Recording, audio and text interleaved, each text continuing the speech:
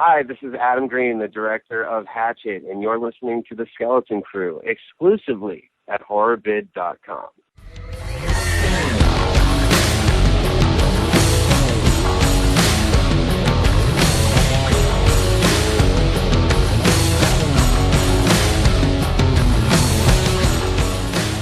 Hey, and welcome to another Skeleton Crew retrospective special show. Yay! Can you tell it's 9 in the morning? The Hatchet franchise. It's not a franchise till you get to the third one, I think. Yep. So, but we're going to break this into two shows because we got a lot of stuff in store. So, we got Hatchet 1 and 2 reviews right now. And then on June 14th or 15th, we'll see, something around that time, we're going to give you Hatchet 3, a whole big special show for that.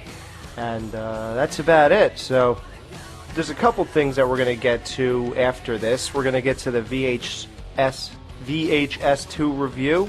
Mm-hmm. We're going to review... Man of Steel? Oh, no. Oh, yeah, Man of Steel's one we're going to review soon. And the other one that you told us about. The Place Beyond the Pines, one of the best movies I've ever seen. So I want to definitely hit that one up for sure. Okay. And Jamie, What do you want to get to in the next 2 weeks? I want to, I still want to get out to see The Purge. The Purge, yeah, we gotta do that. Fuck yeah. So that's a pretty cool movie. And then, so the only thing going on in horror right now is 35th anniversary Halloween Blu-rays coming out this year. And it's going to have commentary from John Carpenter and Jamie Lee Curtis. I guess they're sitting together and doing that. Dude, I want to grab that. Yeah, I don't know how many copies I could buy of the same movie. I think I have about, 40 right now. Do you really, though? Like, how many copies do you really think you have of Halloween, bro? Okay, I got a VHS. I got a blue DVD. Then I got an extended DVD with the TV cut. Okay, yep. Then I got another one of the original DVDs for some reason. Then I got the Blu-ray. And then, so that's 5. I know I bought something else. I just don't know what it was. I'm sure there was another special. Oh, there was something with a certain commentary or certain, Featurette? Featurette, yeah. So I bought another version for that. Wow. Yes, I think I have to stop. I don't know if... I'll probably honestly just download the commentary. There you go. It's like me and Jaws. I have every single version of that movie that has ever been released, except for, oddly, the Blu-ray, which I just, for some reason, haven't picked up yet. And that's retarded, but... Yeah. And that's the only one I ever had. Nice. I've held off this far, guys. I'm still Jaws free on June 9th, so I'm gonna try and do it, man. I got less than a month. If I can make it till 4th of July weekend, dude, it's gonna be fucking awesome. Usually I can't do it. I had planned to watch it this weekend, and haven't gotten to do it yet. But the weekend's not over, so it ain't over, bitches. Dan, you're going to have to break your tradition and watch Jaws earlier than July 4th in order to do the retrospective. Shit, I forgot about that. Wow. Yep. You have to break it. Motherfucker. I'm going out on the boat later today, cruising the Jaws scene again. Yeah, buddy. And so that's that. So we're going to get to it. We got Hatchet 1 and Hatchet 2 reviews. So we will be right back after this.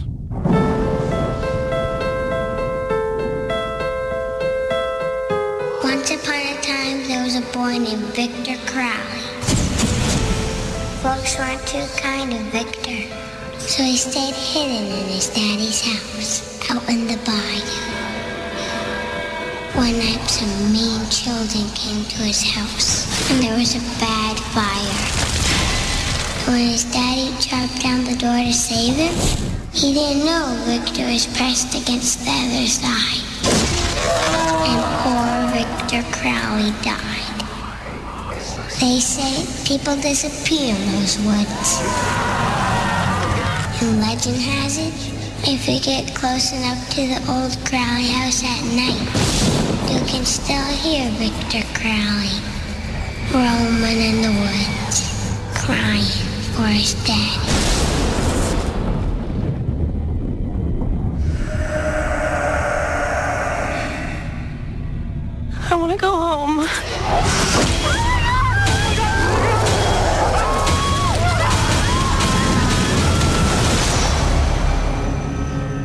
We're all gonna die.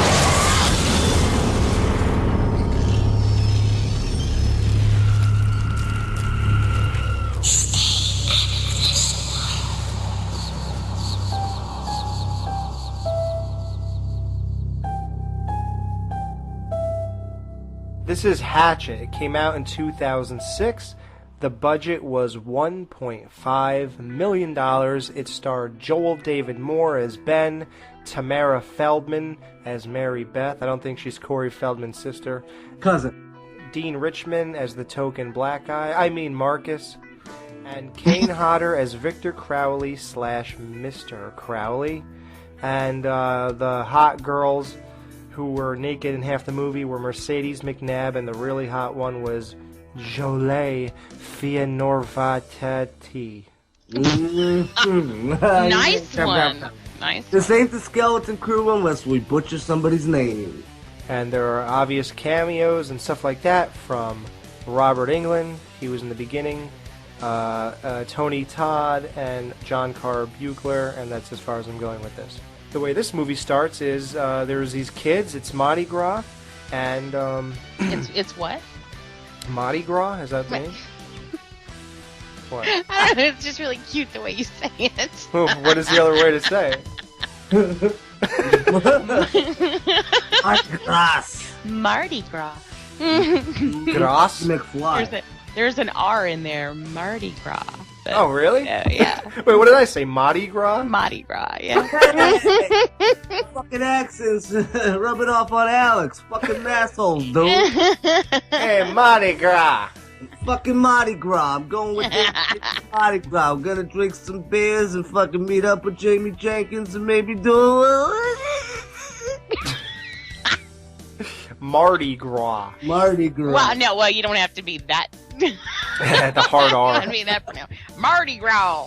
Yeah, now I become a hick. During these movies, you have a terrible Southern accent, so you would sound like that. Exactly. So see, I'm just trying to be. I'm a method host. So the movie starts off. Robert Englund and some other dude are hunting. Yeah, so they get killed pretty quickly. I believe Robert Englund's Freddy Krueger's death was off screen. Disappointing. Yeah, isn't that weird? Why would you, if you're Adam Green, and you're obviously just like having your little, getting all your 80s favorites in there, why would you have Freddy Krueger's kill off screen? Well, no, dude, no, I disagree with that. See, brother? Listen, that plays, basically, that is the lore, that's the legend, that, and you find out more about it. The legend is that the kills always take place off screen. and the blood splatters against the tree fucking 20 times. Oh, 20 times with that. Yeah, I know, right? That's crazy. But, dude, that's the whole reason fucking Victor Crowley is who he is. You know what I mean? Because he kills off screen? Yeah, exactly. But dude, what? He's like Bigfoot. He won't let himself be filmed. Yeah, right? No, you know what they should have done, dude? They should have had fucking Robert Englund guarding Victor Crowley with his back to him, and he thought he was dead. All right, the ghost of Michael Myers. No, I'm saying though, I would guess probably that death or the lack thereof was probably due to budget. I mean, let's not forget budget, dude. You killed no names. Why wouldn't you spend the money on Robert Englund? I know, right? Yeah, you're right.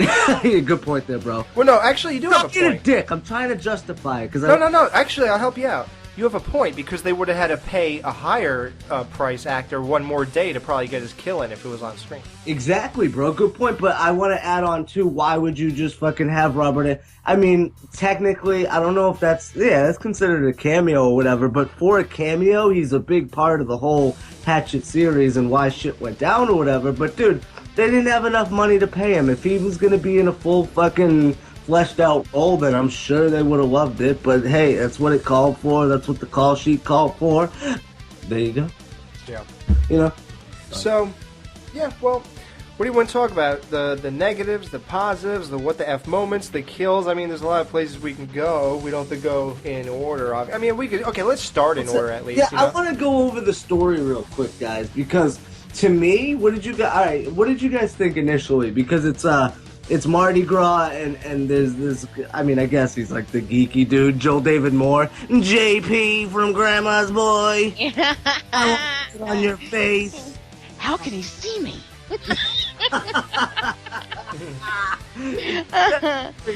I'm thinking about getting robot legs. They're risky, but it's worth it. Well, you know what? The story, here's what I'll give you. I love the Louisiana swamp shit. I think that's good. Yeah. I think the story of Hatchet, or, Christ, what do we don't call Jason Machete. I think that the story that's of... someone else. Machete? Yeah, right, Machete. He don't text, and he don't listen to the Skeleton Crew, neither. But, so Victor Crowley, I love the story about that. I love the atmosphere. I love... That's about it. I guess that's good enough. So, what about the tits? The tits. Okay, let's get into some characters here. Okay. The two girls, I loved having them in this movie. Mm-hmm. Yep. Jamie, when you see girls like that, you're a chick, and... I am a chick. Very good. You didn't have too many lesbian experiences, did you? Well, I've defined too many. Oh, my God. No, she didn't. Oh, she didn't.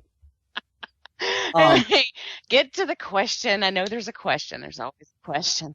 Do you get a little... Do you enjoy watching these girls lift their shirts up every 20 minutes? Actually, yeah, I like to look at women's bodies. I don't have yes that. I think women are beautiful.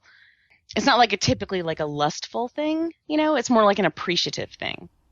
Yeah, and I always said if I was a girl, I'd be a lesbian, so I understand. I just couldn't fuck a guy. I just can't see that happening. I can, Alex. Yeah, because Nightmare on Elm Street 2 is the gayest horror film ever made. Yeah, let's talk about the token black guy. I found that repulsive. It's Scream 3, right? Scream 3? Was he in Scream 3?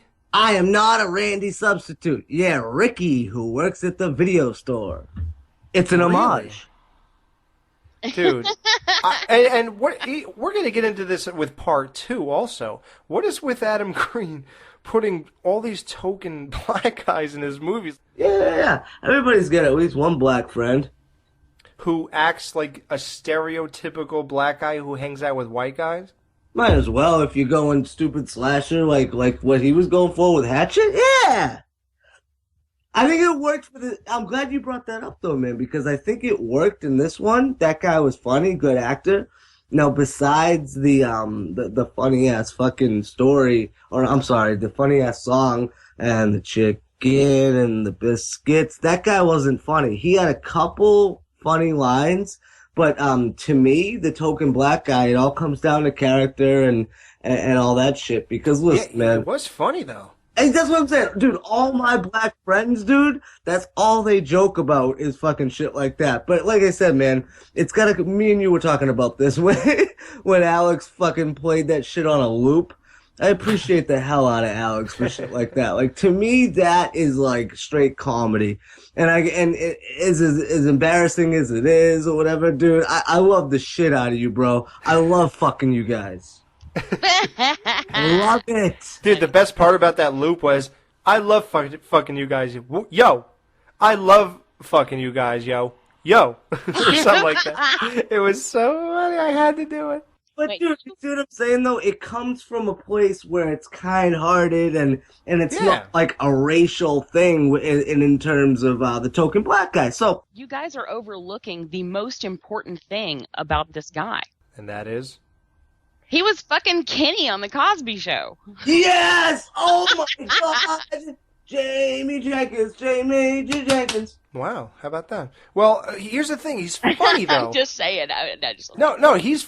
I thought he was funny. Like, actually, when he was like, hey, man, can you spot me $40? He's like, oh, you don't have it? And he goes, no, I do. I'm just not paying for this bullshit. Yeah, I love that. That was good stuff, man. There's a lot of good lines in that movie, bro.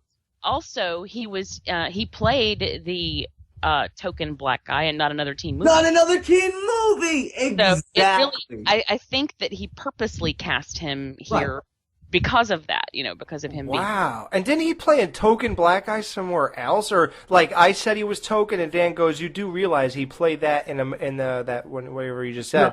Yeah. Not another teen movie. Yeah. But what else was he in? He was a token black guy somewhere else, too. Yeah, he was in Scream 3, man. That's it? Okay, yeah. Right?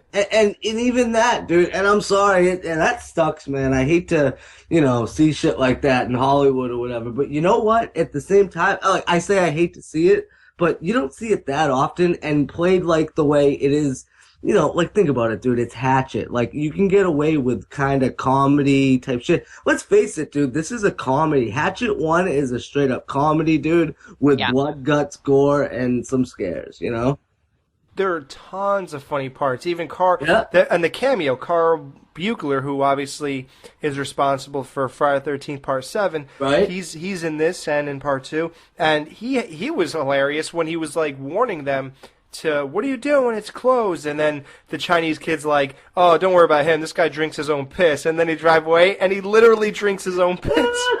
Like, because you think that that's just going to be, like, some kind of joke, like he's just putting him down for being some, swamp hick or whatever. Yeah. And dude, the funniest part's, like, they were having a conversation about, oh, your girlfriend, something about a girl he was hitting. He goes, she kept scratching herself. So then, like, 10 or 15 minutes later, they're on the boat, and the guy wants to bang the blonde, I think, and he looks and she's scratching herself. He's like, damn. The crabs, yeah. Yeah. Jamie, did you ever have crabs?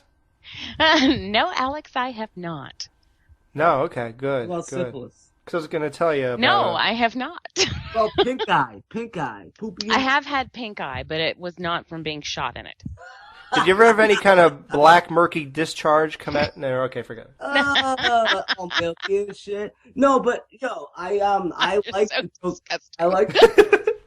Oh yeah, the chicks were hot. All this, I gotta admit though, man, Tony Todd's scene was just flat. It was bad acting, man. I just didn't buy the character, but it's odd because I think he really recovered in the next one. But what? Really? Yeah, I think he was better in the next one. Who are we talking? Tony Todd. Tony Todd? Oh, yeah, I do too. In the next one he's better, but in this one, Jamie, what do you think about his acting? Just that one scene was kind of like... Oh, it was... forced. Really campy, really... I don't know, it didn't feel right. It just... No. It was kind of like when he was in the beginning of Scarecrow Killer. Right. It just felt wrong, and like he was just there to be there, and it didn't feel like him, Yeah, no. Can I make a comment real quick about that, guys? Thanks, Alex. In number 2, I feel like they were trying to overcompensate for the lack of character development in 1. I mean, they wanted to expand on it, and I love his character in that movie, don't get me wrong. But, dude, they played that shit out way too long. Like, he was the fucking... And I actually liked his whole... We'll get into number 2, but I felt like it was too much, It's almost like not enough, too much. But... Okay, yeah, we'll get into that. At the same time, that's the Tony Todd thing. But that's a good point. Well, I didn't like the phony Jamaican accent either. I thought that was... and even the white thing on his eye didn't work for me in this movie. It just... Everything seemed very phony. And then in part 2... the white thing works, and I kind of felt weird when he wiped it off, but whatever. So this was like, I mean, the gore was over the top. Even did you like it? What's all about the kills then? Yeah, I do like it. There are some that, like the when the old couple. Oh, Jamie, that is the greatest kill, I feel like, in horror history. Almost. It is so fucking awesome. What? I have to give him that. One? I love it so much. Which one, guys? The old couple. I forgot. The old dude becomes irrelevant because you don't even remember that shit. By the time Victor Crowley takes this bitch's teeth from the top and bottom and pulls her fucking face apart. Oh yeah! I was like, wow. I feel like I thought of this, but I guess I never thought of that. Right? and it was unbelievable. And that is the kind of shit. That's fun horror shit right there, man. And it's almost viewed. You could go, oh, this guy's trying too hard. He's just trying. He's going there, but. Look, nobody else ever did it, and who's to say what he's doing? That's what he wanted to do. Yeah, Right. well, this is the thing. Exactly. Adam Green is the kind of artist that I believe in. As far as ultimately, he does what he wants to do. Right. And that's what I feel like you really need to do as an artist. You have to make yourself happy, because if you don't, then you're just going to start resenting what you do. Right. And so all of his movies, he makes them for him. And he does exactly what he wants to do. I mean, this was like a geek's toy box, Right. making this movie. I mean, can you imagine being able to just pull all of these elements together and doing whatever the fuck you want to with them? Yeah. This way, he was living a nerd's wet dream. And Right, exactly. Yeah. He's the luckiest guy. He's doing what we all want to do. Yeah, Exactly, dude. of course. He's just a lucky son of a bitch. So he loves what he does, and I don't care for everything he does. Like, it doesn't, always strike me. So but whatever, man, he's happy doing it, and he's getting to do it, and I'm not. So there you go. Yeah, right. Yeah.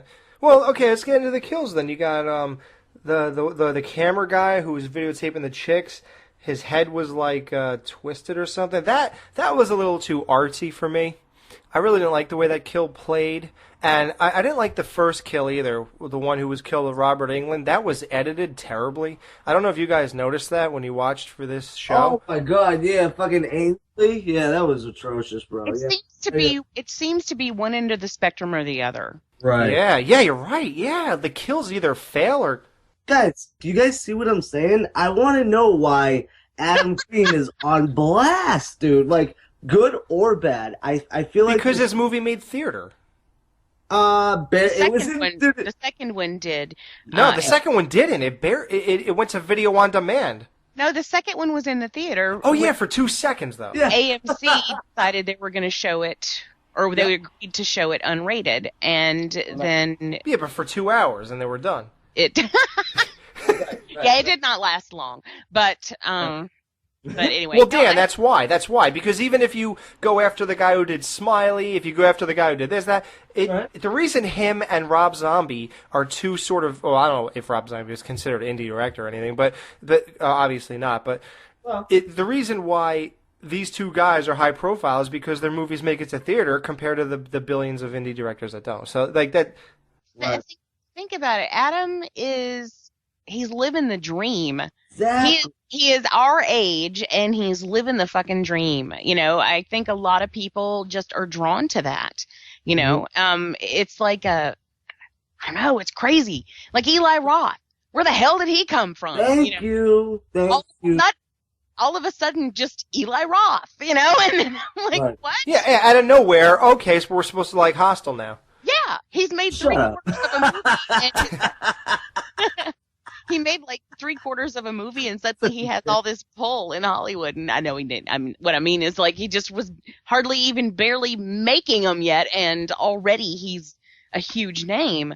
Oh. That's And just everybody's like, oh, Tarantino, fucking, it's all because of Tarantino. No, it wasn't. And guys, I want to say that too, them both being from Boston, dude, that's the reason why I like him so much. Adam Green's got a house, like, right up the fucking street, basically, like 20 minutes away. And I'm sorry, dude, I know Dude, tell him about our show. I know, but I know it's obnoxious and all that, but dude, that's where that pride comes in. It's like, dude, they're just fans, dude, and I don't want to get that misconstrued with, repping Boston. It ain't about Boston. It's not about where you're from, dude. It's about realizing that these dudes came, in this case, where I come from and shit like that, and they're fans, dude, and they're doing it. So that's why I'm so proud of those guys, and I'm such a fan of them, And we're a fan of you because you're from Boston. Thank you.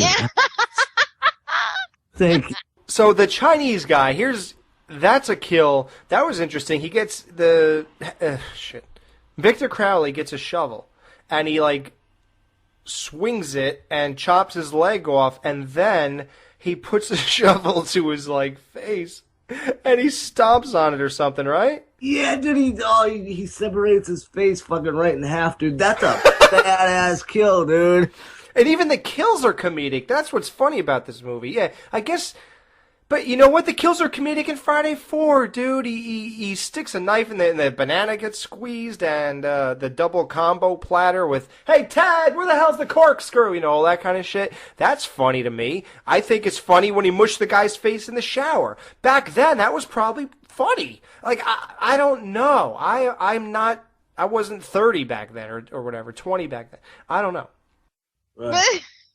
Well, I wasn't either. Yeah, but the thing is, how do people... it's all about perception, Jamie. Is this really any different than Friday the 13th if you were 20 in 1980? Is it any different? It is the time. Yes, it is different. But it's the times that's different. Right. Well, Yeah. of course. So that... It moves on. It moves along with itself. But I don't... Friday the 13th, Right. the original Right. Friday the 13th was straight horror. I mean, there was nothing funny about that. But by part 3, it's comedy. Well, Yeah, but still they're going for... An eye popping out towards the camera, Jamie? That was a 3D movie. I mean, you have to give them something. Oh, And Oh, don't start talking shit about Friday 3, because I'm gonna tell you, I was just in my mind thinking it is so hot that you know so much about Fridays. Like, I mean, that you can quote them as much as you do, and I'm just like, that's so fucking sexy. And right, then baby. I'll be damned if you didn't start ragging on 3. So you just ruined it. I'm not ragging, Jamie. I'll keep it good. I'm not ragging. I did the same thing with part 4 by telling you about the comedy elements. It's not about that. All I'm saying is, how can you say that a guy's face being crushed and his eye coming to the camera is not as ridiculous as fucking a guy with taking his own piss. No, I'm just kidding. a chainsaw running up two guys' cocks in the next movie? Like, I don't see what's different about that. Like, I don't know. I feel like with the time and the day and age. Well, now if you're talking about Hatchet 2, then you're talking about something totally different anyway, because Okay, it's you're right. not, Let's not go there. You're right. it's tonally not the same as the first one, and Take a part 1 kill.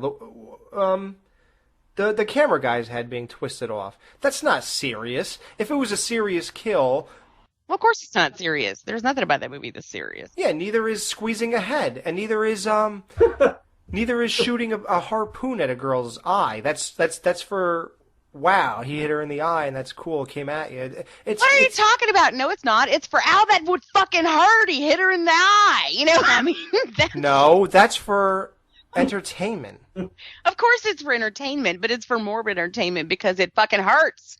But I mean, so like it doesn't get you, but they were still going for the gore of it. They were going for the hardcore of it. Like, that wasn't meant to be funny. So was Adam Green is going for the hardcore. No, Adam Green is going for the goof. I mean, No, there's a mix. There's a mix there. it's like Yeah, it's the mix is closer. perfect. I like it. Hatchet is more like Evil Dead 2 than it is like Friday the 13th. That's a little too far. I'm just saying, I just said more like. I didn't say it was that off the wall. But I mean, what I'm saying is it would lean, I feel like it would lean farther that way. Okay, I agree. You know? Instead of right. I agree with you both. Would you guys just simplify it and agree with the? No, I didn't mean it like. Well, what's the middle ground, House? Can we all just agree that? I just reviewed House on Devour. Nice. It's coming out on the next show. That's it. I saw. Is it more than 5 minutes? I'm just kidding.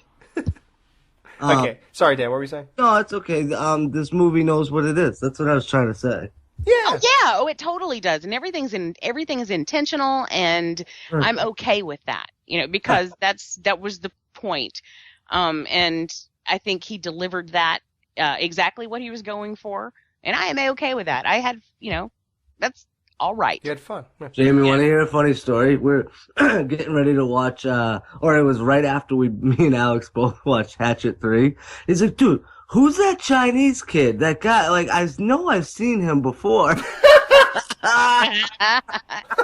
It's the same dude who has a new role in every movie. He played the twin brother in 2 of the dude that died in the first one, and then this one he's a recovery guy. Oh, it's hilarious, Alex. Dude, I know. Where have I seen him? I've seen 1 that and 2, face. dummy. Why do I know him? You know why I made that mistake, or not mistake, but unobservation? Because I watched Hatchet in 2007. Oh, you haven't watched it since? Never again. It just didn't do anything for me at that time. Then I watched Hatchet 2, whenever the hell that came out, and I thought that was the worst movie I have ever seen in my life. I don't know why. I don't know what it was about it that made me think that. Never watched it again. Well, I will tell you. When we get there, I will tell you. Okay. So then I watched 3 for the first time in 2013. And I said, who the hell is that kid? So that's the short story. Made longer. That was fucking hilarious, dude. But yeah, I think this movie knows what it is. The characters are good. But yeah, getting back to the kills though, those were some ruthless fucking kills. And there was even a couple jump scares. Would you guys agree that it wasn't like, oh my god, that was fucking atrociously scary? But it's like, you know, a couple boom. No, good. No, there was good jump scares. Yeah. Yeah, I think it was effective in that way, you know.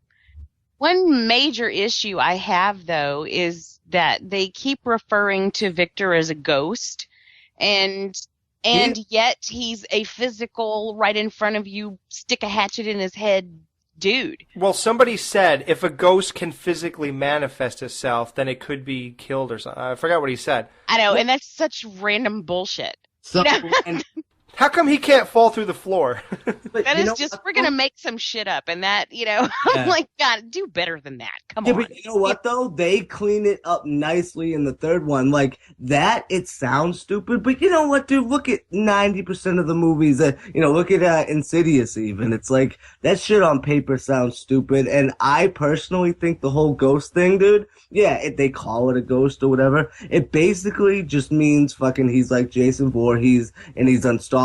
That was their way of identifying that, realizing that he can't be killed, and calling themselves out on it, which Jason never did. And also, here's the other reason they did it. Because Kane Hodder, I'll just say, okay, whatever the dad's name is, Crowley killed him. Thomas Crowley. Okay, Thomas killed him, Jamie. So clearly, you would know if your son got up and pulled the hatchet out of his face and you hung out with him for another 10 years and then you died. So Clearly, he's fucking dead. So there's no way that it's just a way to I don't know. I guess it's just saying he died. And now he's still here, so obviously it's a ghost. I get that. What I'm saying is stop calling him a ghost because that's stupid. I understand that. What else is he, though? Well, he's not a ghost. He has to be a ghost. That's not a ghost. No, he's more like a zombie than a ghost. If he's a physical creature. When did he dig up out of the... when did he come back? Well, I don't fucking know. We don't know. I'm not saying he did, but what I'm saying is, have you ever seen a ghost that was like that? No. Or heard of anyone seeing a ghost that was like that? No. Or seen any movies with a ghost that was like that? All right. I get your point. We're idiots. Okay, but how about this? You guys want to see a dead body? But you know what I was going to say? Did you ever see a guy who moved like him? When those two old people were running from the shack, when he ran out, he looked like one of those mechanical, like, puppets that are on the Chuck E. Cheese. Yeah, like he was struggling wearing that suit. Dude, that was the weirdest movements ever. Like, people love the way Kane Hodder moves as Jason, but I do not love how he moves as Victor Crowley. It is so mechanical and weird and phony. Well, I don't like the makeup either, to be honest. Yeah, it's not that great. Yeah. I mean, it is if you're going for crazy, fucking jacked up, macho, hick fucking ghost. I don't even like what he looks like. Yeah, what? With the suspenders and the fucking crimped hair? Like, what the fuck is this? Yeah, right, dude, yeah. I like how they also referred to him as Hatchet Face. That would have been cool if they fucking called him that. Fucking Hatchet Face. And how about how interesting that Adam Green chose not to put a mask on him? That's pretty. I like that. Yeah, he said instead of going the '80s route, let me just fuck his face up and go with that. I mean, hey, listen, that's what Jason was before the mask. So before the bag, before the mask, there was fucking looking like a mongoloid. What do you think about like when Victor Crowley was a kid and he was sitting there and he was feeding him? Oh, dude, that... I couldn't help but be a bully like those other kids who were banging on the window of the car. Oh, my God. Dude, I'm such an asshole. I forgot all about that scene, Alex. I can't believe you just said that because That might be one of the most awkward scenes in cinematic history. Because, dude, it's like the worst puppet, and he's not like eating it. It's just like dripping down his mouth. Yeah, and it's landing on his teddy bear. And dude, how about the part where it's like part 2? They do another recap, and like he's sitting there, and then he shushes him to go inside, and he walks, and his hair's flowing. It's so funny.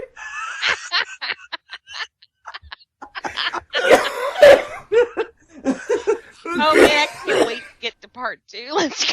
I know, dude. Okay, what do we got? We got some kills. The blonde girl, that was another off-screen kill. She was just, her body parts were thrown into a tree or some shit like that. Right. Another kill, And here's the thing here's the problem I have with that. And this is just beyond the whole. I mean, obviously, if you've got Robert Englund, then I would want to show him die on screen. Exactly. That would be awesome. But even apart from that, that's another one in this movie that is off screen. I'm like, if you're gonna have a movie where the only thing you have going for you is like horrible kills and blood flying everywhere, then do it. I mean, if that's all you've got, then make sure you do it all. I don't want to not see shit. Yeah, it's like, unless, well, I guess because I forgot he's like Bigfoot. He doesn't allow himself to be filmed. Well, here's the thing. It's like, if Adam Green is truly us, who's living our dream, would you ever do any kill that's off screen? That's the weird thing. No, there's no point. Not in a movie like that. No, he is almost saying, it's almost his way of saying, I'm up there with these guys. I'm going to continue in that tradition rather than just jerk off all over the film. Like, I'm going to sit here and I'm going to be at that level where I'm also going to do off kill because that's what we do. You know what I mean? And that's just, like, I don't know if that's what he said to himself, but it just sort of appears that way. That's a silly thing to do, you know? I mean, like, you know, as far as, you know, that's what we do. Why would we do that? I don't know. Well, you know what, dude? Why do they ever do it? Let's in classic Skeleton Crew tradition. You know what it's time for. What do we do on every retrospective? Come on. What the fuck moments? That's right. It's what the fuck happened here. Woo! What the fuck moments in Skeleton Crew. I do pay attention. The fuck? Oh, what the fuck? What the fuck is going on here? What the fuck? What the fuck just happened here? What the fuck? What the fuck? Why were there waves in the fucking swamp when the boat was sinking? There are no waves in the swamp. I mean, is this an ocean of some kind or what? Am I missing something here? Dude, maybe an alligator created a ripple effect? In reality, this was backed up against the local water park, and wait a minute. Yeah, some kid just did a really good cannonball. He was like, American Mary! How random, you guys, was the alligator scene? I forgot. Oh, wait. It bit, that old dude's leg. Yeah. Like, do you guys realize that was not Victor Crowley? That had nothing to do with anything, except the alligator was a catalyst to have all the cast members get off the boat and on land, therefore fucking engage Victor Crowley. That was a what the fuck moment. What the fucking alligator, dude? And it was like one shot of him, like, brrr. Yeah, and it was clearly a Chuck E. Cheese mechanical puppet. Yeah, exactly. Yeah, Universal Studios fucking alligator ride too.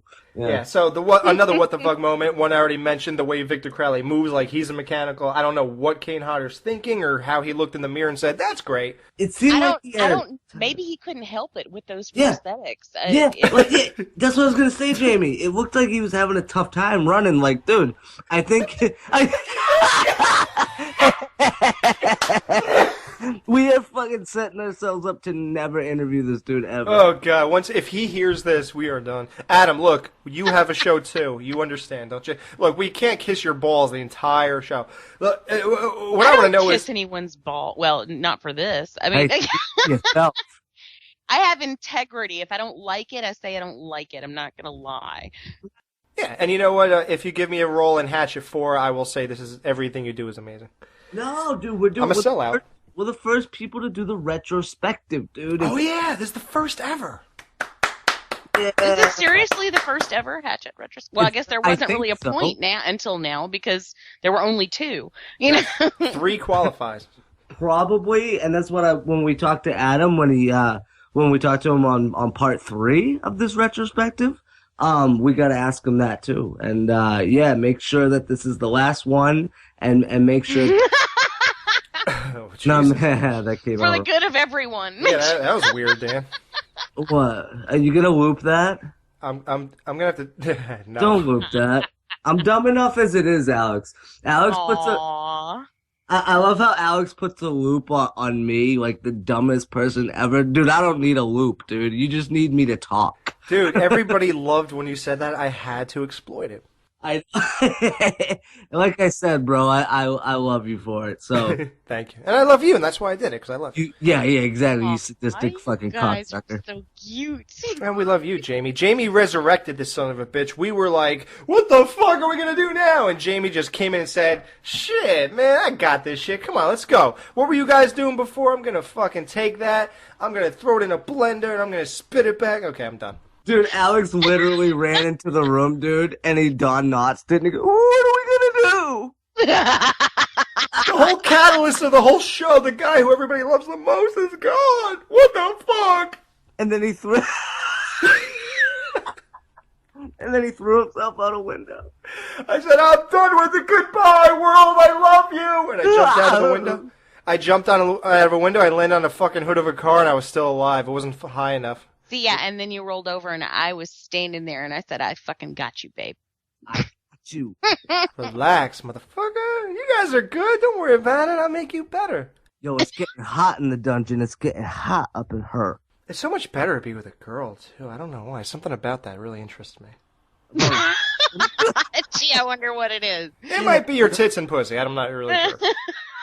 Yeah, nothing like a pair of boobs to totally fucking throw all fucking sense of taste and everything, everything that's good in this world. Throw it all out the window for a few more views. Wah, wah, wah. Oh, that was I get that. I get what you did there.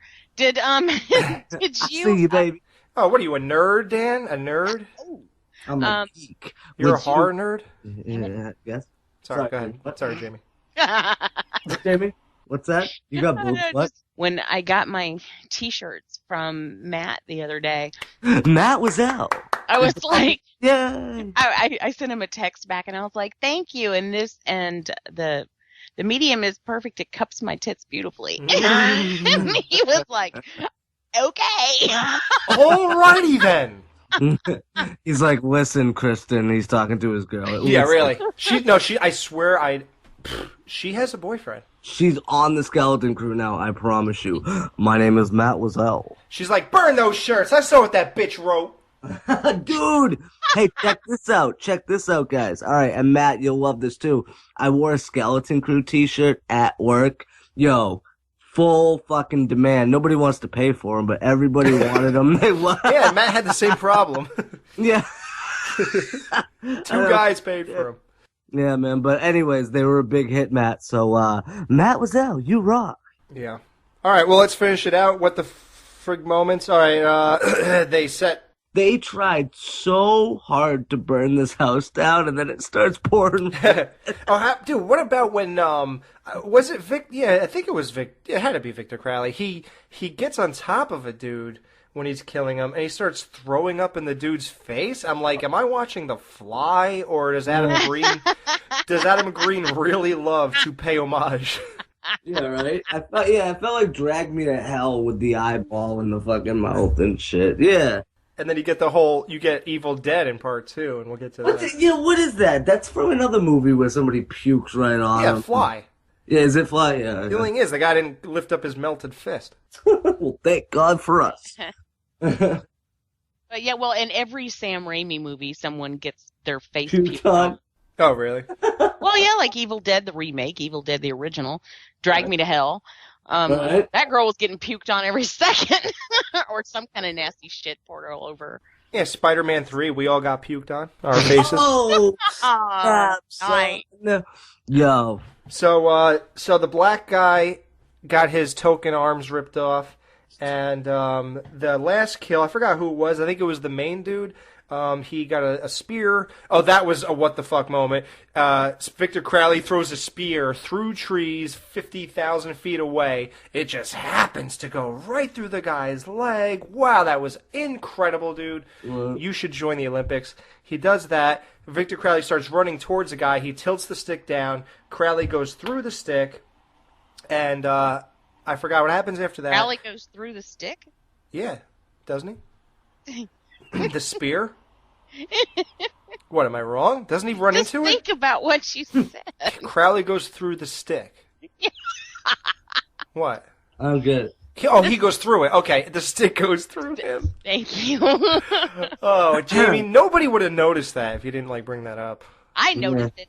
Get out of here. That's what I'm quality control. How are these shows not 5 minutes long? Let's face it. I know, right? I love how we're just banging them out weekly now. Like, we're banging out retrospectives like the commercials. Yeah, really. It's not like we're waiting a month to do each show, because they don't have some sucker sitting there. Never mind. Can you imagine, dude, just fucking not having anything to fucking go on, no material, no base, and just fucking, oh yeah, we'll do a show fucking every 3 weeks, or promise you got a fucking show coming. Yo, get out, get up, and get something. Hey, now you're hitting close to home, because that's what I've been doing with liking it. What's up with that, Jamie? Nah, you get a pass because you're Jamie Jenkins, but like, what's up with that? Well, listen, Jamie's, sorry, my 18th podcast is taking too long. Yeah, really, Jamie. You're on enough. That's okay. You're in a whole different league, but what is up with that, Jamie? Honestly, it was just all the health stuff. I couldn't, right. every time I would plan to get together with Craig, I don't know, one time I ended up going to the emergency room. It was just all that crap. I just And can we give everybody I our didn't have the energy. listeners- I didn't have the energy to edit, Yeah, but dude, everybody cares about you too. So can you give everybody just a synopsis of your health situation as of today? Oh, that's not important. Then Victor Crowley comes out. So Hatchet 2 is a great. All right, Jamie. So I did mention that you had trouble sleeping. Did I tell you the story about my sleeping pill yet, or no? I don't think so. Okay, they gave me a suppository, and I had to put it up my ass. That's what you do with a suppository. Makes sense. Yeah, and the doctor said, did it work? I said it worked too good. I woke up with my finger in my asshole. Oh, wait, I already did that joke. I'm sorry. It was really funny the first time.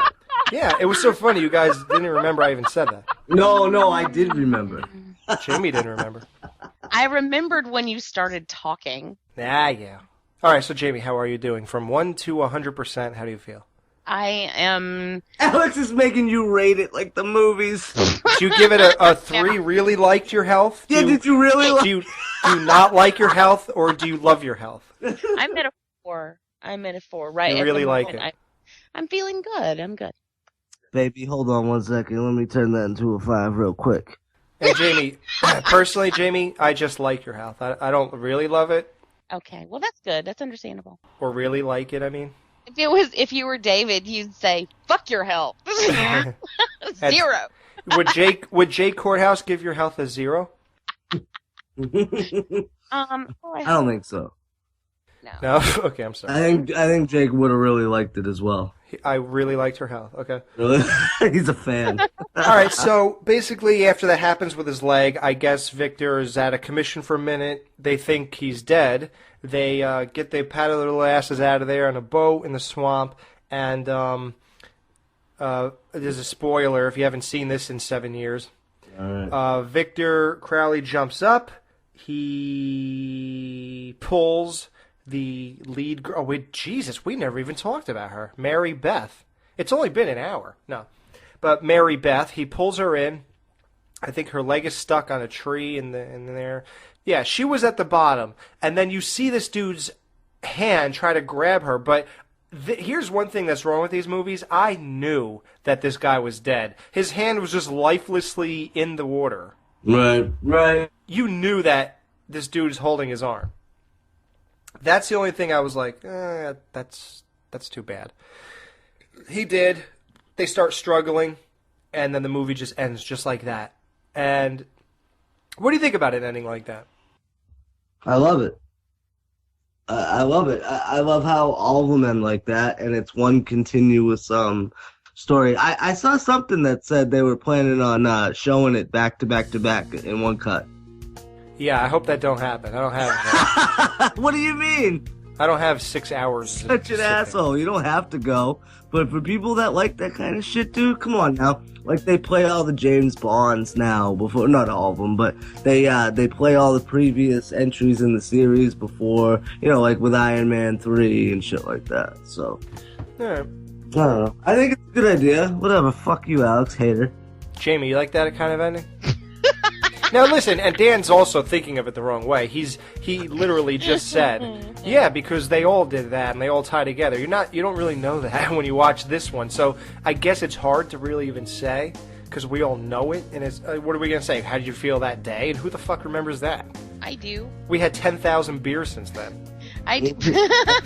No, I remember when I felt that day. I thought to myself that I really liked how much it harkened back to Friday the 13th.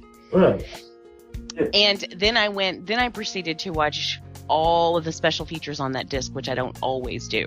So, awesome. That was that much, like, I could feel he was a fan based on that. Right. I was actually okay with it, you know. As far as the ending, I was like, you know, I mean, I accepted it as like I accepted everything else, you know. I just went along for the ride. That was what it was about. I like the heart that was behind it. Mm-hmm. I love the enthusiasm, and I really dug the gore. What I can do without are a lot of the acting, most of the writing, and a lot of the effects. Were just pretty bad. But I give it a 3. I liked it. Okay. That's it. That's all it's getting out of me. Dan? Yeah, you know, as much as I love Adam Green, yeah, I just liked Hatchet. I think it's one of those movies that kind of grew on me too. Like, I kind of enjoyed it as like a stupid comedy type of movie, and that, you know, I really liked watching it when I was drunk and shit like that. So yeah, man, I think a solid like is in order for Hatchet. You know, I liked this movie. When I first watched it, I didn't think anything at all. I was like, threw it on the shelf, and I actually gave it away. So it was very tough for me to get another copy of this. Luckily, somebody had it. So I didn't think much of it. Just didn't care, and I was like, whatever. It's not my thing. I think the main reason I thought Kane Hodder looked very bizarre. It looked like he had a rubber body. I'm not even sure if his body was real or if it was an overall bodysuit. I have no idea what that was. His look was just very strange to me. I don't know if the makeup ended at his head or what, but his body looked like it was made out of plastic, and it just threw me off. I didn't know what I was really like. Yeah, when I said effects, I mainly meant his makeup, and yeah, it's bad. It just is. I just did not approve. No, and so no, didn't do anything for me. On second watch, which was years later, I didn't dislike anything really, except for those types of stuff. But as far as the movie and story, and I was not bored. Mm-hmm. I like it. It's cool. Cool, man. Yeah, that's it. Yeah, and I'm glad you guys liked it because, you know, these movies are so subjective, I think, you know, slashers, it's such a specific thing, so it makes me happy inside that we're all on the same page as in a movie called fucking Hatchet. You know, it's like they didn't miss too much. I mean, is it the ultimate throwback to fucking 80s slashers? I don't know. Whatever. No. Just like, exactly. It's like, but you know what, dude? Whatever. Like, that's not what I'm in it for. To him it is, and that, you know. Right. He did what he wanted to do. Exactly. Good point, man. And that's what I'm saying. Like, I think you guys nailed it with your reviews, and yeah, you guys fucking rock as always. Thank you for reviewing our reviews. Yeah. What do you give our reviews? Do you like it, really like it, or love it?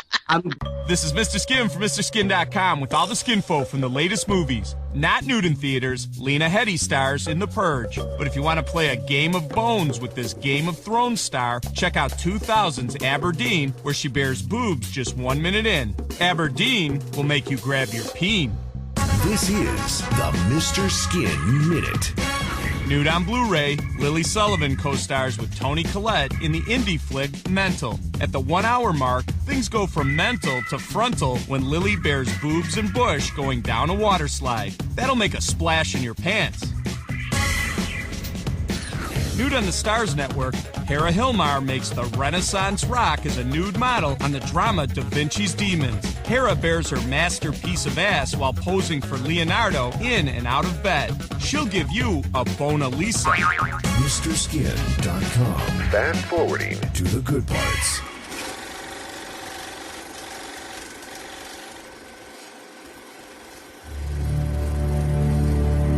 In 2007, director Adam Green brought us Hatchet, the return of the great American slasher and the birth of horror's newest villain, Victor Crowley. Old school American horror with buckets and buckets and buckets of blood. But American theaters saw a censored version of the film. Now, in 2010, Victor Crowley returns to the big screen in the ultimate slasher sequel, Hatchet 2. And for the first time in over 25 years, a horror film is coming to major cinemas uncensored, uncut, uncompromised.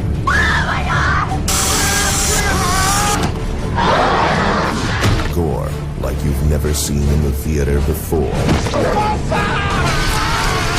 More deaths. More carnage. More Crowley.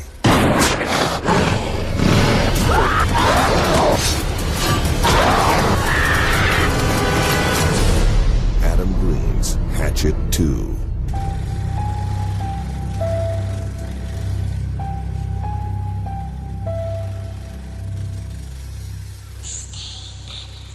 All right, this is Hatchet 2. This came out in November 2010. Wait, that's Australia? Nah, who gives a shit?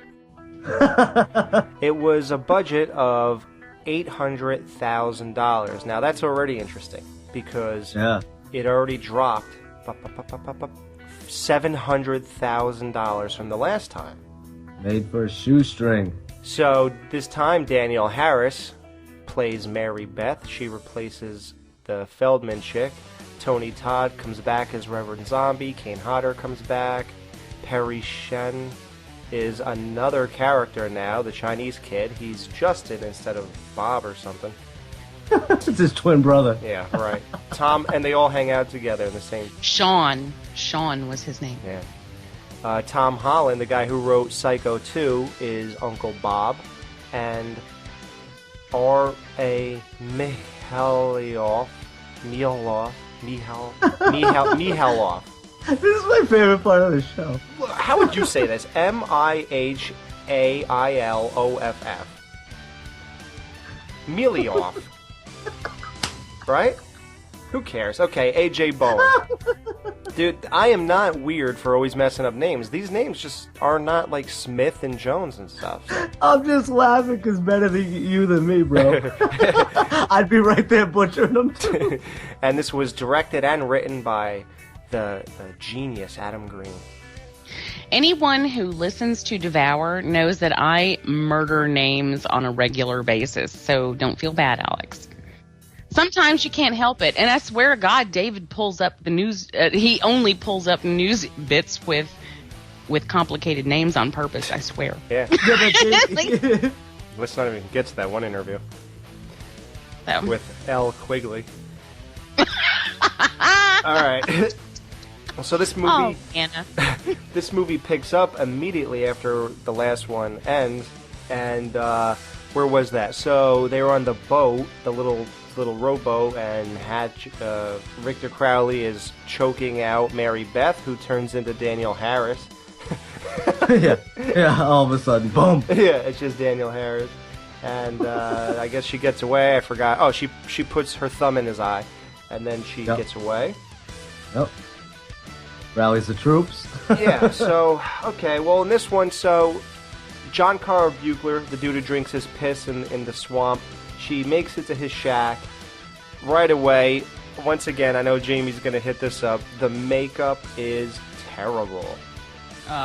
His fake eye, it almost says to you, dude, like, that's one of the cases where you wear an eye patch, and it was just like an eye that was lower, and it was blank. It was like nothing in it. It was just black. I remember that, yeah. And it was right. It was all wet looking. It was just... Yeah, it looked kind of like a little tiny vagina. Yeah. Right? Wow. Did it have an eyebrow with it? Or did it have a Hitler? I think if you put an eye patch on him, he would have been too much of a pirate, though. Like, you know what I mean? That would have given that whole vibe. Eye patches add badass, And I guess it's better than bad prosthetics. Yeah, that's what I would think. I mean, I would prefer, and it's simpler and cheaper. And if you're not going to pull it off convincingly, then don't bother. Right, exactly. Yeah. So, but the one good part before we get to even when she meets up with him is he was looking through the video camera of the dude who videotaped the two chicks. Man, the Beaver Bayou. Oh my god, man. Dude, I'm 14. Yeah, the 14-year-old one, or he's following the girl. Take off your clothes, take your top off. Isn't that Laurel Ortiz? I don't know who these people were. Yeah. I'm sure they're all cameos. Aren't you my history teacher? Yeah, my history teacher in the 5th grade. And the best one was the girl going, it's something about, is my dad going to watch this? Well, I want him to say, look, Dad, are you proud? And all that kind of stuff. Like, that's really, like, dark humor, man. Yeah, it is. I love that shit. And then there's also dark humor later on, which makes, I don't know, man. I thought it was really weird, dude, when A.J. Bowen is butt-effing the chick, and then she's like, do you love it? Do you love it more than Jesus? Do you love it more than baby Jesus? And I was like, that is one of those moments where it's cringeworthy, and it's like, I don't know. Do you guys think that's funny? No. And not because it's offensive. I don't find it offensive at all. I just don't think it's funny. Like, it was annoying to me. It took too long. You know what I'm saying? Like, it went, okay, one time, if she were just like, one time, do you love it as much as you love Jesus? Or something like that. Okay, maybe. Because then his response, okay, well, that's just inappropriate. That was funny, right. But it just, there was too much of it. And the joke is old. It got old really fast. So I'm just like, okay, I'm done with that. Yeah, with that, it's like, well, we did Jesus. How could we even go worse than that? Well, dude, say baby Jesus after that. Oh, yeah, good idea. And that's what that was. And it's weird because it has a great payoff. The hatchet wound to the hatchet wound, that was nice. Yeah, right. No, but even before that, when he chops his head off and he's twitching and she thinks he's still banging her. Oh, dude, yeah. That's like a reverse donkey punch.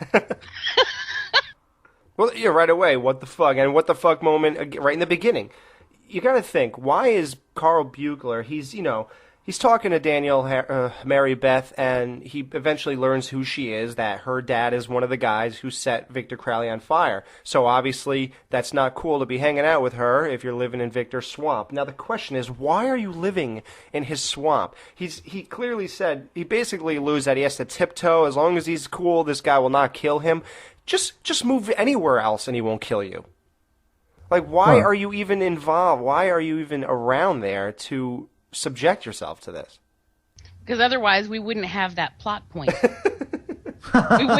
we wouldn't have the harbinger who could tell us what was coming and why and let us know why her family was in danger. Even though he didn't go into detail, he was the catalyst for her seeking out that information. So I guess without him we wouldn't have that. So there you go. But it's completely illogical. And then that's a good point too, is in he drinks his urine, so he probably doesn't have the best of judgment. Or credibility for that matter. Yeah. And as we all learned in Friday the 13th remake, we could all drink each other's piss. It's sterile. It is sterile, yeah. Great writing there. So, Yeah, but you know what's funny about that, though, dude? Every time somebody ever says that in real life, that's what somebody has to pipe. Oh, pee's sterile. Yeah, no shit. Yeah, I'm so sick of people saying things that we all know already. And we all learned that from Waterworld. They're just so excited that they know something that they feel the need to share it. Yeah. That's what they. Oh, I can contribute. Yeah. I helped. Yeah. It's shake and bake. Even with horror fans, I hate horror fans who, to this day and age, they're still willing to write or say, if Halloween 3 wasn't called Halloween 3 and it was just called Season of the Witch, it would be more accepted. Shut the fuck up. That was 10-year-old shit, man. So, back to this asshole. He's going to be dead. Victor Crowley comes in, as expected, as we all knew, because it was foreshadowing. He comes in, and right away, this death is where it recovers along the way, but right away, the movie goes from... It is what it was with Hatchet 1 to a parody of itself with this kill. Twists his head off or something? Yep. Practically pulls it off, Or pulls it off, and it's ridiculous. They expand on the story of Victor Crowley, and now Kane Hodder is banging this black chick who is taking care of his wife who's dying of stomach cancer. He's been banging her for a year. His wife eventually, dies and stuff. But, dude, did you ever cry during sex, Dan? No. Jamie, did you? No. So eventually, he's crying during sex, and then all of a sudden the wife dies right in front of Kane Hodder and the black chick. And they look at her, turn to each other, and start making out. Yeah. And can I add too, that scene was probably the only scary scene in the first 2 movies anyways, was when like the Evil Dead scene? No, well, dude, yeah. That's Evil Dead, man. Well, it was just like, boom, she was there. It was kind of like a shocking, whoa, what the fuck is that? Because, in the first couple movies, there isn't that at all up until that point. There's, in the first one, Victor Crowley just comes stomping right out of the house and fucking right towards them, and it's kind of shocking, but as far as like, boom, jump scare type of things, I don't know. That kind of got me. Yeah. I just thought that was worth a notable mention. And looking at your dead wife as soon as she dies, sort of, and making out, I kind of understand that. Like, it's a what the fuck moment. But the thing is, my ex-girlfriend one time, she said, if I died, would you ever date anyone else? I said, sweetie, I'd bring a date to the funeral. Yeah, I mean, it's a running joke that I will be at the funeral taking phone numbers. Yeah, exactly. It's like Will Ferrell in Wedding Crashers. Yeah, so that's a what the F moment, that whole part. But it was cool. It was very Evil Dead-ish. Jamie, what do you think of the story development in this? You got the Mary Beth's dad was the pig mask, and the uncle, please bring your uncle. Like, what do you think of how the story developed and how they dove further into that aspect? There was development. Well, that's what Hatchet 2 I just learned about why you... And by the way, why is... No, I'm kidding. Why is Victor Crowley white? Shouldn't he be like half black and half white? Shouldn't he be like more tan? What? No, why? Because he was with a black chick. Oh, yeah, that's right. There are so many things about Victor Crowley that make you go, why? But, honestly, when I was watching it this time, as far as the story goes, I was amazed because it wasn't quite as bad as I remembered it being. Right. And then we got to the part, it's like, the first part of it wasn't as bad as I remembered it being, and as far as like the story set up and everything. And even like there's more Tony Todd, and I don't feel like he was as over the top in this one as he was in the first one. Like, I feel like he had, he was more of himself, and I dug him in this. And then everything changes when we get to the swamp. It's like suddenly shit just goes out of control and gets all stupid. And but at least from my point of view. The going back and building on that story was pretty organic. I mean, I felt like the story itself fit. It was interesting. Yeah, exactly. I thought it was really, really good. Here's the thing. Like you said, we ripped on this movie a bunch of times. We made fun of it in the Halloween Movie Awards. We made fun of it in the press conference. I've said it plenty of times, I'm sure, on the show that this is like one of the worst movies ever made. And I always felt that way. Then I watched it for the second time to do this show. And I got to tell you, man, I'm sitting there and I'm keep going and going and going, and I'm still in. And I'm 45 minutes in, I'm still like, this is still really good. Like, I don't know what it was that I thought was so amazingly bad about this movie that, like, pretty far in. It's the overwhelming internet, man. I swear, it's gotta be. Because this is what I'm saying. Like, there's so much hate for this movie. I swear, man. And I'm guilty of this as well. When you watch it, you're already like, oh shit, here we go. Yeah. I remember I was working the other day, and JB was like, all right, I'm sitting down to watch Hatchet 2. Yeah, that's what I said. I think, what I sent him, I was like, I'm watching. It was in the middle of the day, and I'm like, I'm watching Hatchet 2. Blech. Yeah. I know, but I took up my lunch hour at work watching that movie. Damn it! but even like you said though, Jamie, you were more into it this time or whatever. I think watching this movie, it's you can't really find too much wrong with it, and you go through all the shit, and there are certain things that are wrong with it, yes. But do I think it's worth all the hate and bullshit that people put it through? Absolutely not, dude. I don't know why there's so much fucking Adam Green hate. I really never understood it. Jealousy? That's what I'm saying, dude. Like, everybody fucking hates on him. It's like, fuck you. And then I don't hate on him. I just don't typically like his films, and that's not his fault. I mean, it is his fault, but it's not a personality flaw on his part. Like, I like him as a person. He's really cool to talk to. He's a huge horror fan. I respect the hell out of that. Exactly. We just don't always see eye to eye on things, Yeah. And as far as this movie, like, just because I didn't think it was as bad this time as I remembered it being before doesn't mean I liked it. I still didn't like it. And there's still a lot of problems with it. But it wasn't – I didn't want to open a vein like I was afraid that I would. I was close, but I didn't. Yeah, I thought I would too. Yeah. So it wasn't. I do have to say it wasn't as like all fired awful as I thought it was the first time, but I still didn't think it was good. Well, what do you want to get to? Kills? What the fuck moments? I don't know. Let's go for kills. That's There are at least I think there are some interesting kills in this. Oh yeah, really good kills. Hell yeah. You had the one guy, he like pulled his jaw. The legend of like the fishermen all dying and stuff. Mm-hmm. They pulled the guy's jaw off. That was great. The front of his face was sliced, and it slides off his face. Oh, I enjoy that one. Isn't that Iceman, right? Yeah. I don't know. Yeah. So then the other guy gets a spear through his mouth. So that it was cool. It was like a good combo because it was first the face sliding off, then the other guy looks and he gets a spear through his face. So that was pretty cool. Yeah. You got the one bad kill when he sits on top of the guy who was with the guy in the boat, and he just keeps like bashing his face with the hatchet on the top of the hatchet, not the his arms were moving so slow up and down. And it just didn't play well. That's the thing, like Jamie said, a lot of these kills are hit and miss, man. And that was a miss. And it was a what the fuck moment, too, because the guy with him is holding a gigantic shotgun, and he doesn't shoot Victor Crowley while he's killing his friend. Like, why not? It was just weird. Like, you expect something to happen, but he just leaves. This plays into part 3, the double chainsaw kill up the crotch, and then the balls were hanging. You could see the guy's balls. Yeah, and of course, there's something to that in part 3. I really enjoyed that just because it was so fucking ridiculous. Like, did you see how long that fucking chainsaw was, dude?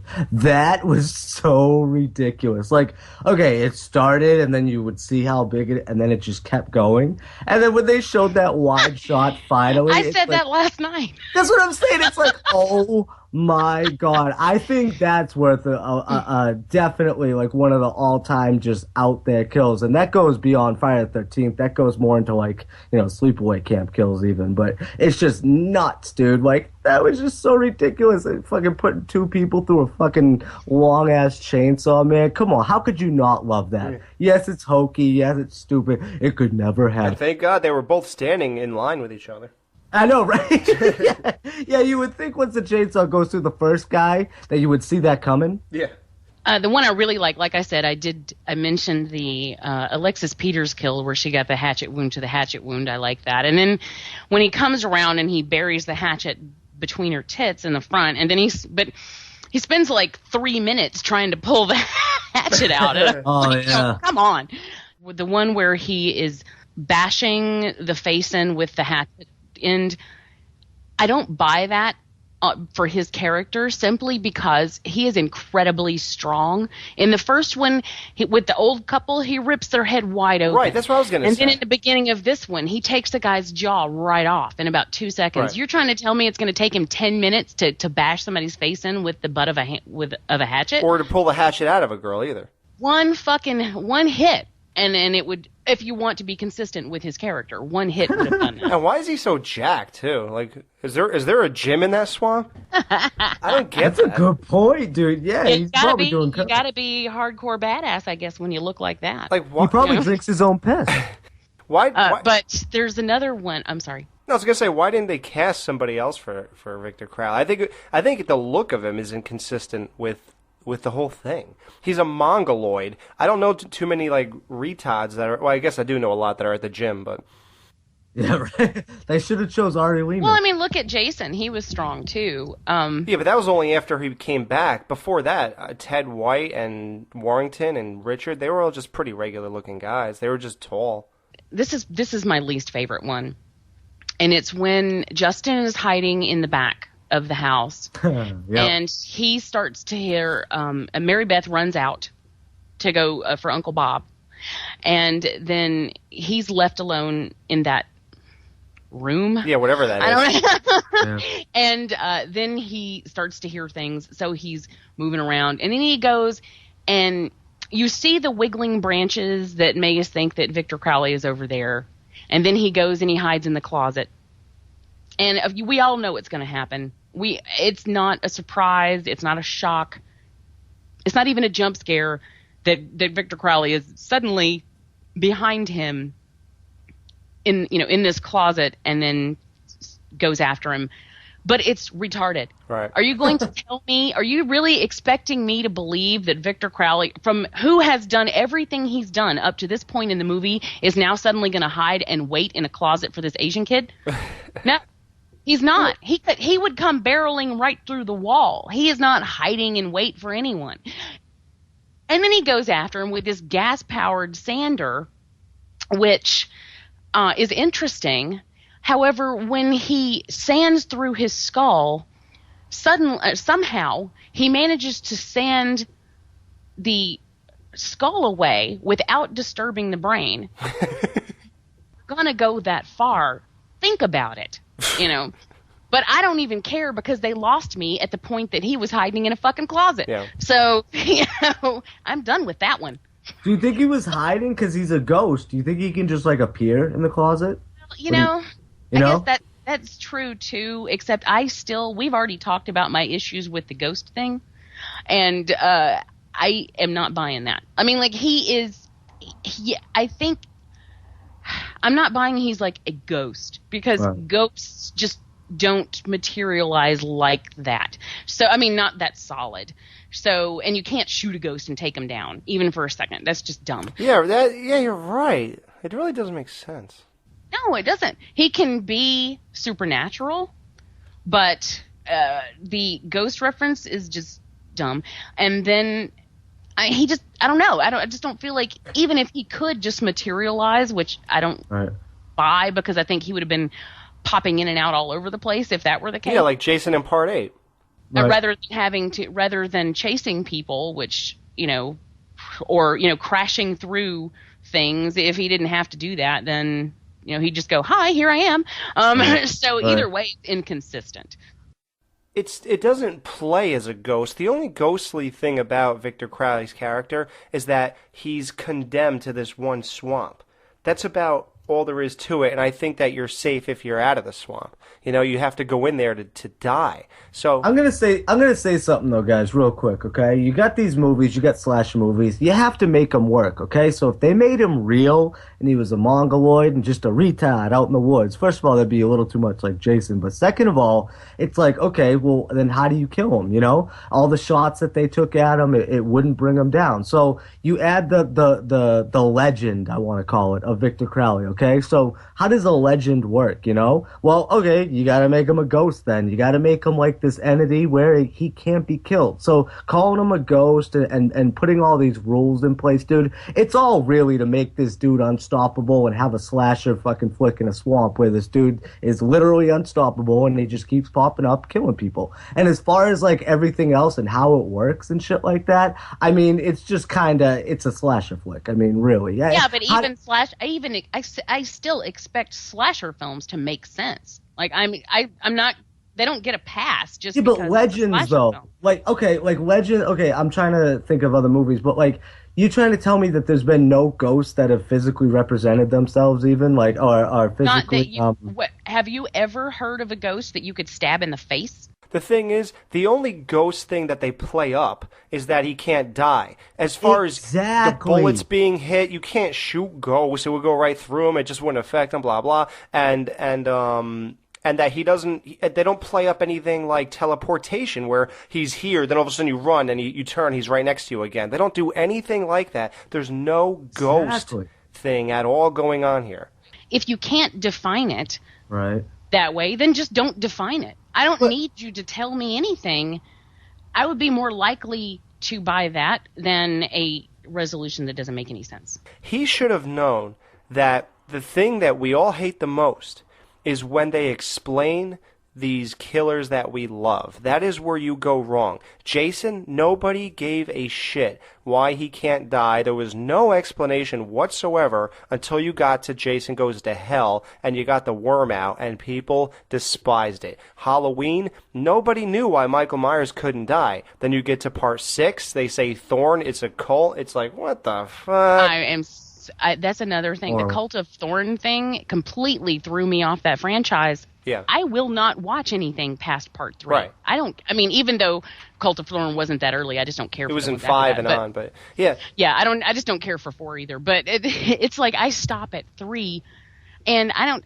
As far as I'm concerned, the rest of that franchise doesn't even exist. Like I don't even care because it is ridiculous.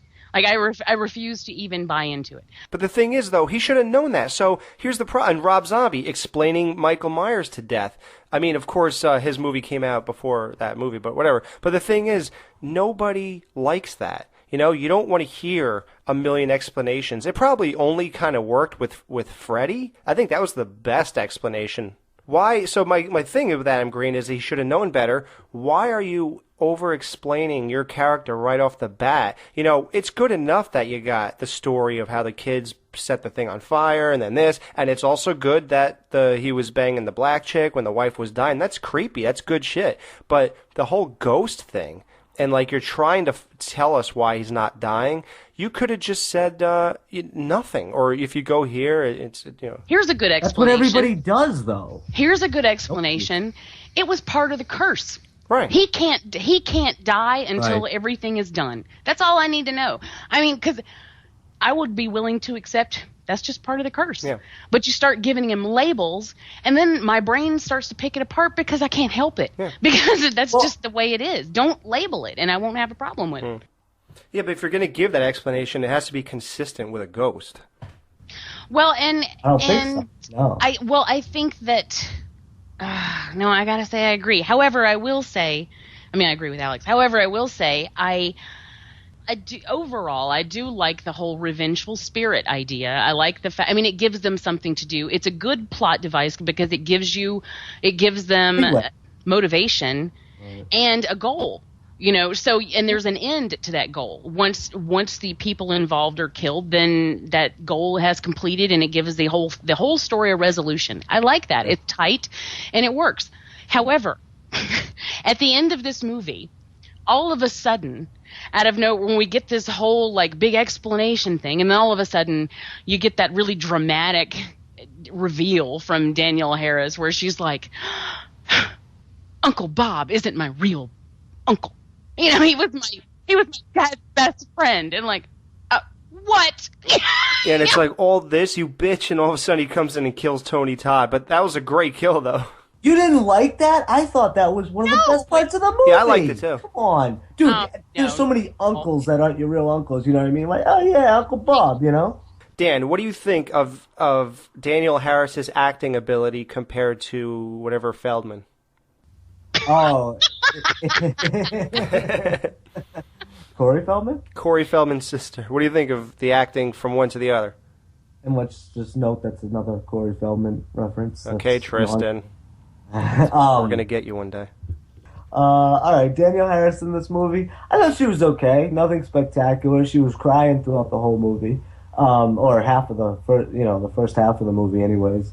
I thought towards the end it was okay. I mean, nothing spectacular. I can tell you when I watched Hatchet 3, I could make a comparison and realize that she was better in Hatchet 3 than she was in 2. So by that, it was okay. It was not horrible. Like I think she had kind of a tough thing to step into, kind of coming into the role, and especially from the first scene, fucking pick it up right where it left off in Hatchet 1. So it's got to be tough, first of all. But being an actress, she's an actress. She should be. That doesn't make it any tougher. You do what you would do if she had been playing that character from the beginning. Jamie, what do you think of her acting compared to the first girl? I think the first girl is a better actress, actually. The first girl is definitely a better actress, and the accent. Are you kidding me? First of all, every single accent in this movie, I wanted to just from Louisiana. It kills me because it was a terrible Southern accent, period, and particularly if you're from Louisiana, that was really bad.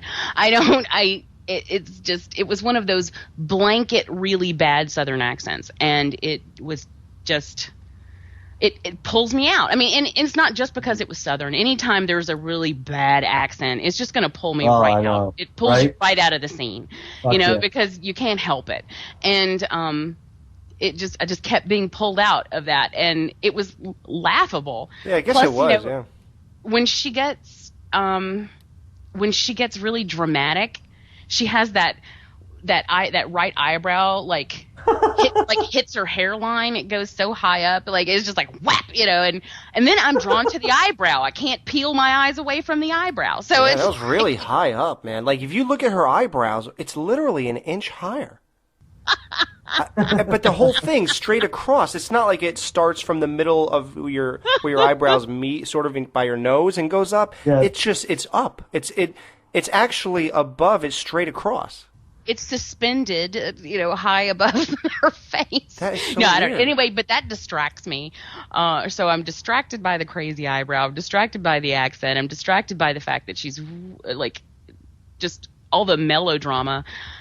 And to me, it comes off more comedic than anything else. I can't really take her seriously at any point in this movie. There's one time when I did note that I thought she gave a really good performance, and that was when she's outside. Victor Crowley's inside with Uncle Bob, and she's being dragged away by Reverend Zombie, and she's fighting and screaming, and she wants to get back in there. She wants to help Uncle Bob, but Reverend Zombie is holding her, and she's fighting against him.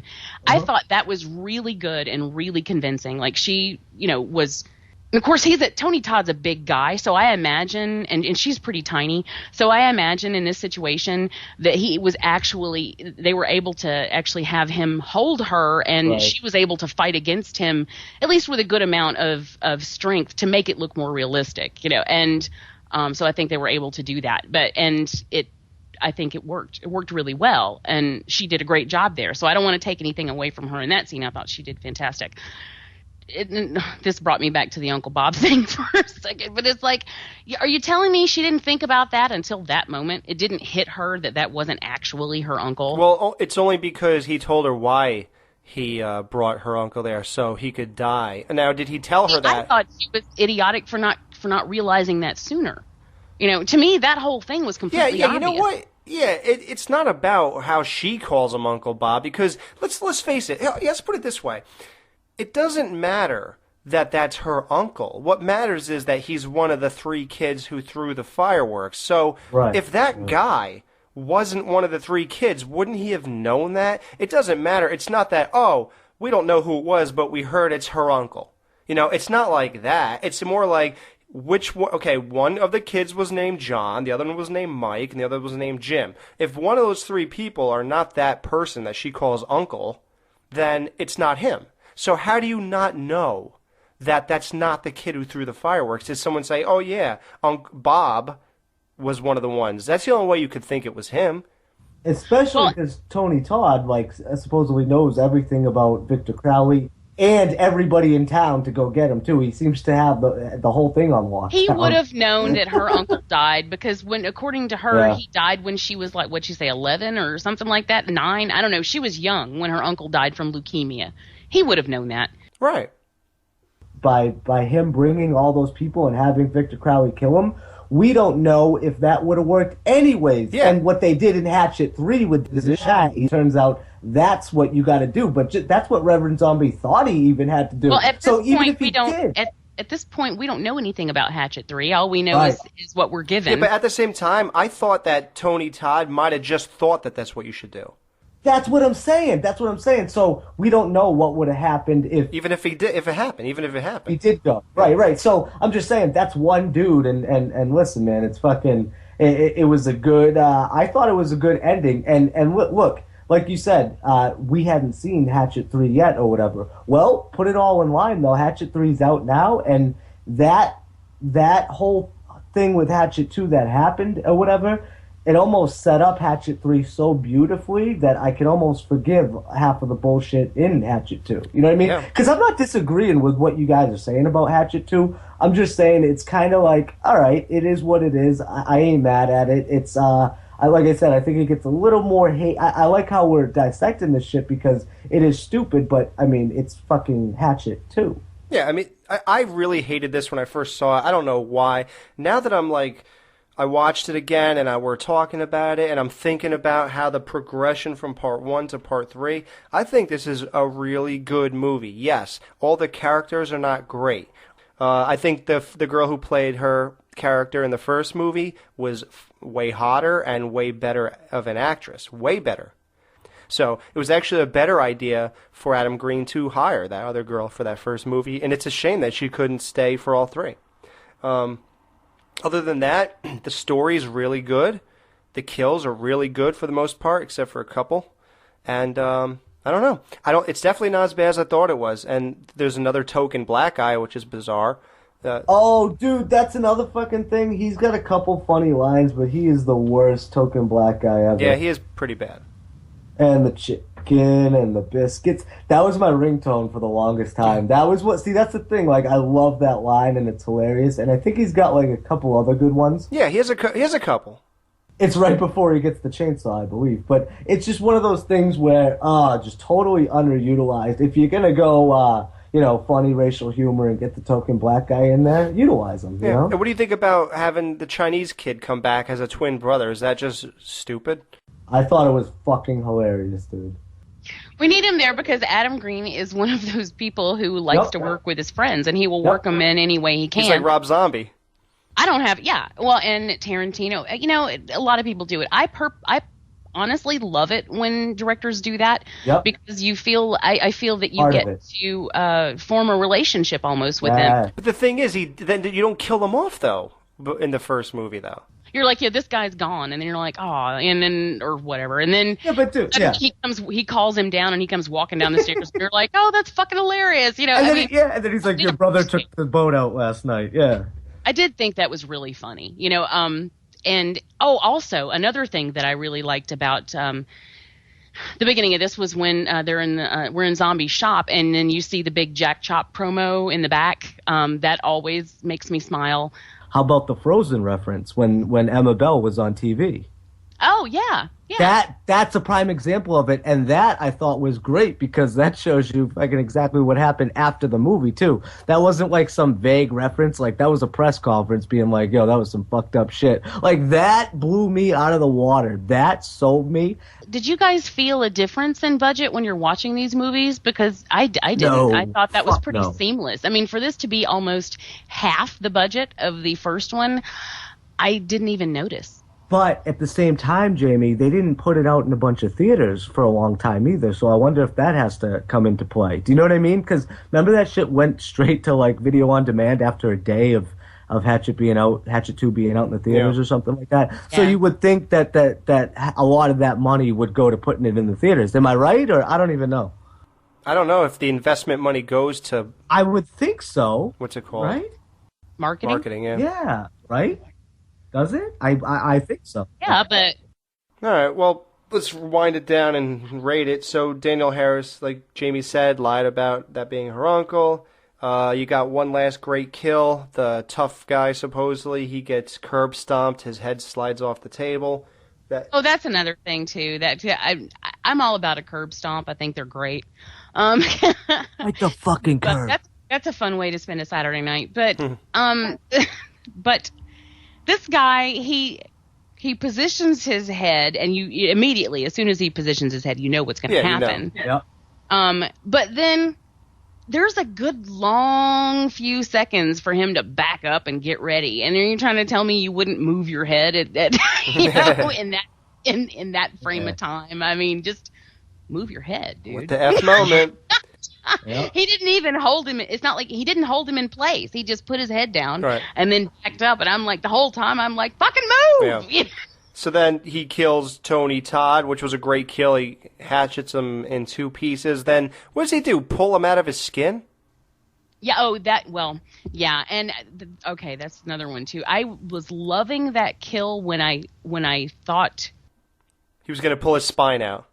His spine and his skull were going to come out Predator style, only through the bottom, whereas in Predator it was like through the back. But here is like pulling it from the bottom. I was so ready to geek out over that. It was going to be awesome. Mm-hmm. But then he just pulled him out of his skin. That was where it fell apart. And it's weird because if you're pulling on the spine, you're not about to pull this guy, just rip him right out of his skin. And his arms and his ribs and everything else. It just wouldn't happen. And just by stepping on his back, you're going to hold that skin in place. And the thing is, when he was... None of this would really happen.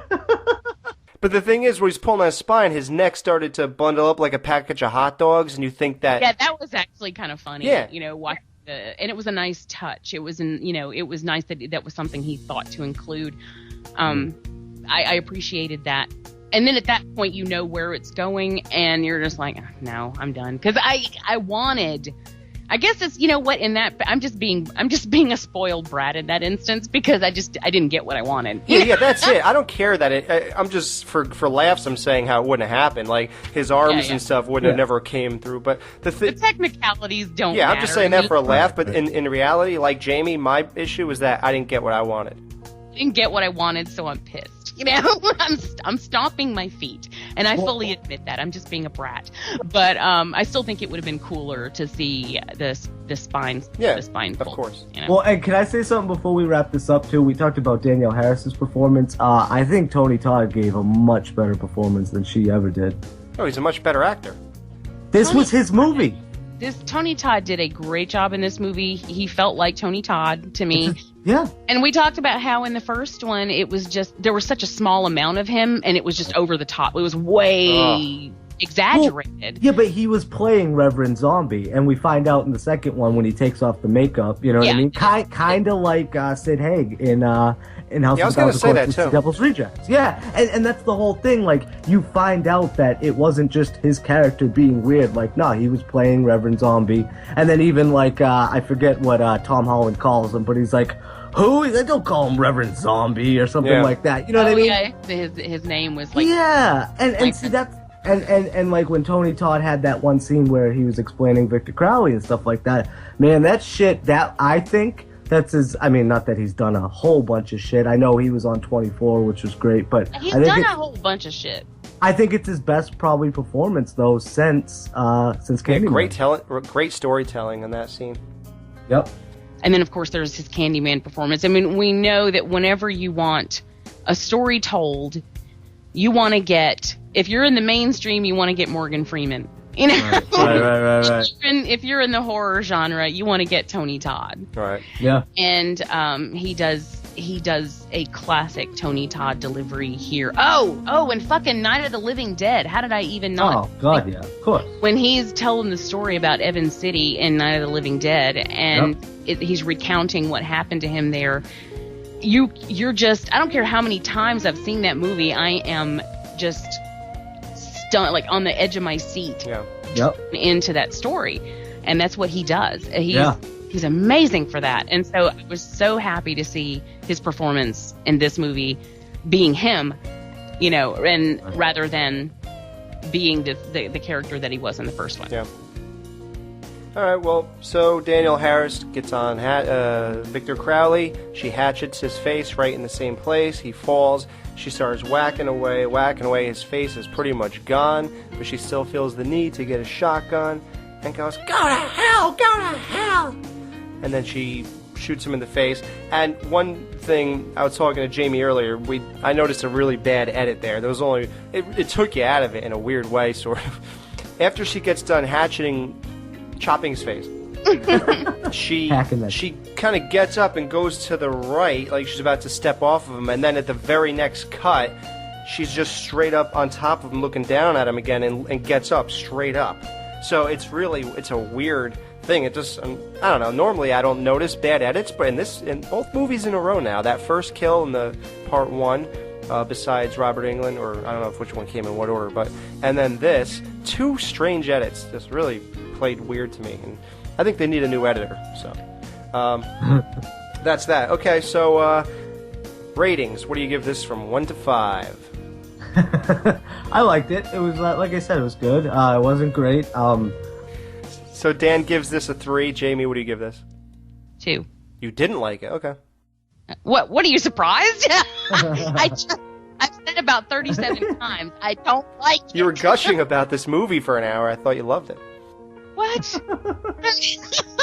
I'm going to give this a Danielle Harris eyebrow-raising 3. I do like the chopping scene at the end, too. Ooh, 11:11.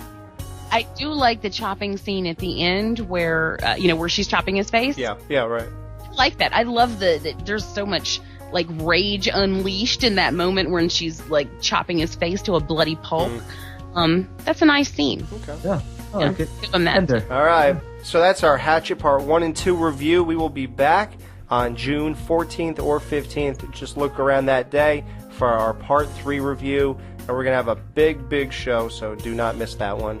So this is Alex, Dan, and Jamie. And we will be back with the Part 2 of our Hatchet Retrospective for the Skeleton Crew.